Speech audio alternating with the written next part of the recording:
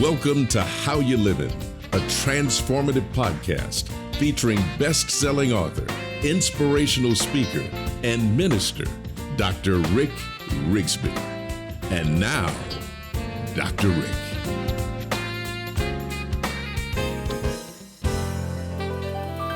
Hello, friends. So glad I could be with you today.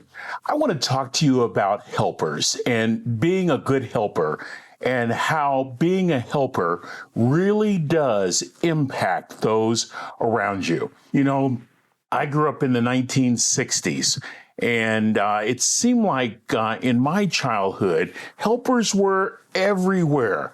People looked out for one another back in that day. Folks made sure that their neighbor was just as well as they were. From my earliest days, I can remember seeing this particular type of person, whether it was in the neighborhood or at school or at church, whether it was on the Little League field or at the Cub Scout and Boy Scout meeting or in high school music class, even in my college years, even in my various careers. There were always helpers at every junction along the way. People who simply and unwittingly offered a helping hand. It was never about their comfort. It was never about their convenience. It was never about their security. It was always, what can I do to help? What a quality, friend. What an admirable trait to have. A person who you can depend on regardless of what happens to be on the television set. You know they are going to reach out and offer a helping hand. You know, that's a very powerful value. It reminds me that values are the fundamental beliefs that guide our attitudes and our actions and our behaviors. Values represent the motive behind the action. I grew up with parents that stressed helping as a major value. It was not only our duty to help our neighbor, it was our privilege to help our neighbor. I've shared with you many times the lessons I learned from my father, that third grade dropout. And one of his lessons was you always showed up early. He would say, son, you'd rather be an hour early than a minute late. And what he was really saying was this: always inconvenience yourself for the sake of others. You never put yourself in the first position. It's always about looking out for someone else, encouraging someone else, uplifting someone else, helping someone else. Oh man, I'm attracted to a helper. I love a person who has a serving heart. They just want to help, not for the credit, not for the accolades, but they just have this insatiable desire to want to help. And it seems like in our fast-paced world, finding helpers is becoming more and more of a task. But today I want to tell you a story about a man who is seldom discussed, but he is arguably one of America's greatest helpers.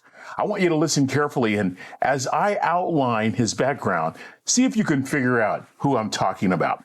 This man spent his childhood in Diamond, Missouri, late 1800s. He was actually born into slavery. He and his brother survived a slave raid, and they were raised by a white family who taught them both how to read and write. The boy had an affinity for the outdoors. He loved the woods. He lived in the woods. He said on one occasion, I want to know every strange stone, flower, insect, bird, or beast. He loved anything and everything that had to do with nature. He would paint nature. He would work on plants. He was known among his neighbors as the plant doctor. You took your sick plants to this little boy, and he would revive them back to health. And because he, in fact, was a sickly child, he was spared from the hard manual of the day. Instead, he developed this local reputation as one who could take care of your plants and could help you with any of your horticultural needs, right? He would even shed a tear if, while working on one of your plants, he damaged the root system or damaged one of the blossoms. Southern racism prevented this boy from attending public schools in his community, so he would have to hitch a ride or walk for miles to go to one of the Negro schools in neighboring communities. But he always thought if he could get an education, that would be his ticket. And he eventually graduated from high school. Eventually, he would enroll at Iowa State Agricultural College, which is now Iowa State University. He was the school's first black student, which was quite an honor. Even though he could not eat meals in the dining room or board with the other students, he thought these were minor inconveniences in light of the prize. The prize was an education, so he endured. He ate with staff who were also African Americans, and he accepted the benevolence of other people, like a professor who allowed this young man to sleep in his office. He would collect discarded school materials and clothing, and he would revitalize them for his own use. And boy, did he excel in his studies. He even published a couple of articles for the Iowa Horticulture Society. He gained a reputation on campus as being the green thumb boy. He made many good friends. He even held a campus-wide Bible study. And by 1824, 20 years since setting out alone to pursue his education, this young man earned a bachelor's degree in agriculture and was so respected by his professors, they encouraged him to pursue his master's degree at Iowa State, where he also taught classes. Have any idea who I'm talking about? I bet many of you do. It was about this time when this young man received a letter that would change his life. Booker T. Washington had started a school in Tuskegee, Alabama, called the Tuskegee Institute. And President Washington sent a letter to this young scientist saying, "Why don't you join my faculty and let's change the world together? I want you, young man, to start an agricultural department." And although Tuskegee couldn't offer him the salary Iowa State did, this young man chose to sacrifice personal comfort and wealth to help educate African American students. His name? George Washington Carver. Carver's entire life thus far had been dedicated to the pursuit of education and seeking anyone he could help along the way. Tuskegee would give him that opportunity and would eventually place him on a global stage. When he got to Tuskegee, he had painting equipment. He had other kinds of science equipment that he had been able to gather along with his personal belongings. And Tuskegee gave him 2 dorm rooms, one for sleeping, one for storage, and the generous salary of $1,000 per year. Carver set out to teach science to Negro students and never looked back. Not only was Carver becoming a world-class scientist, he was on the forefront of recycling. For you see, I love this part of the story. He would go to scrap piles where he would find old hubcaps. Those became specimen trays. Old glass milk containers became beaker bottles. He used everything he had. He did everything he could to help his fellow man. You know that he made a lot of inventions from peanuts, but he made a total of over 300 inventions, not just with peanuts, but from sweet potatoes and even from soybean. He invented things from soap to shaving cream. In fact, friends, George Washington Carver helped save the economy of the South when ruts in the soil threatened crops, when soil became depleted from the repeated planting of cotton. Carver suggested that farmers plant sweet potatoes and peanuts to replenish their fields. To help compensate for a rubber shortage during World War II, Carver invented a synthetic rubber compound to offset the shortage. Apparently, automobile mogul Henry Ford made several trips to Tuskegee in an effort to convince Carver to move to Michigan and work for him. I recall one story where Ford offered Carver a blank check and said, "Together, we'll change the world."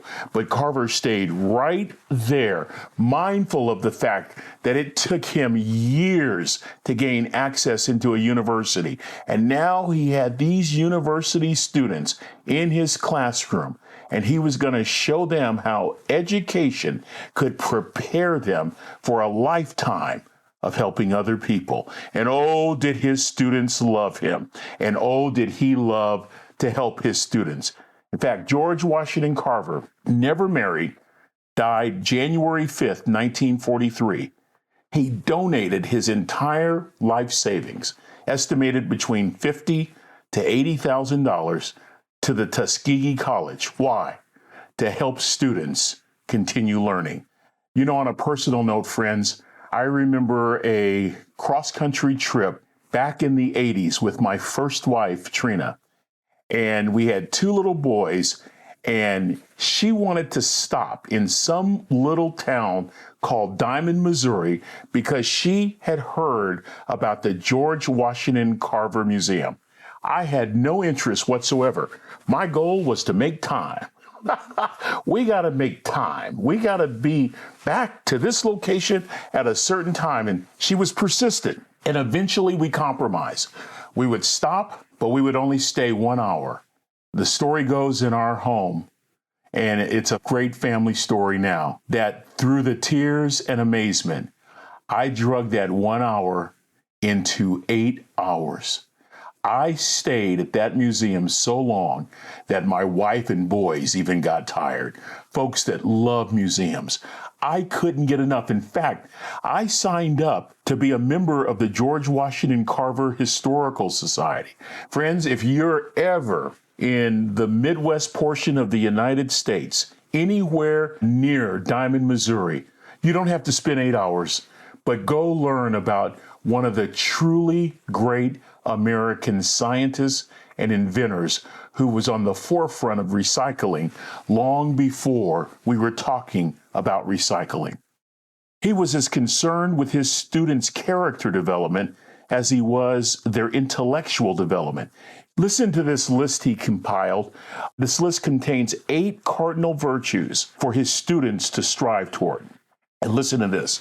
Number 1, be clean, both inside and out. Number 2, neither look up to the rich nor down to the poor. Number 3, lose if need be without squealing. Next, win without bragging. Number 5, always be considerate of women, children, and older people. 6, be too brave to lie. 7, be too generous to cheat. 8, take your share of the world and let others take theirs.